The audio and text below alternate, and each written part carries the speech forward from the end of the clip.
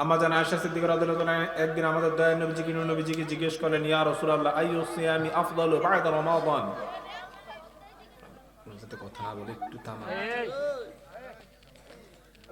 আম্মা জান আয়েশা কি বললেন? আইয়ু সিয়ামি আফদালু বা'দা রমাদান। ইয়া রাসূলুল্লাহ, রমজানের রোজার পর সবচেয়ে উত্তম রোজা কোনটা? আমাদের দয়ার নবীজি নুরানি জবান মুরব্বি বলে দিলেন, শাবান তা'যীমান লিরমাদান। নবীজি বললেন, রমজানের সম্মানার্থে রমজানের পরে সবচেয়ে উত্তম রোজা হলো শাবান মাসের রোজা। সুবহানাল্লাহ। আমরা শাবান মাসের নফল রোজা বেশি বেশি রাখতে চাই কিনা? জি।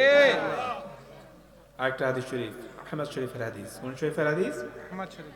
আহমদ শরীফের হাদিস। আম্মা জান আয়েশা জিজ্ঞেস করলেন, ইয়া রাসূলুল্লাহ, আপনি শাবান মাসে কেন এত বেশি বেশি নফল রোজা রাখেন? কোন মাসে? শাবান মাসে।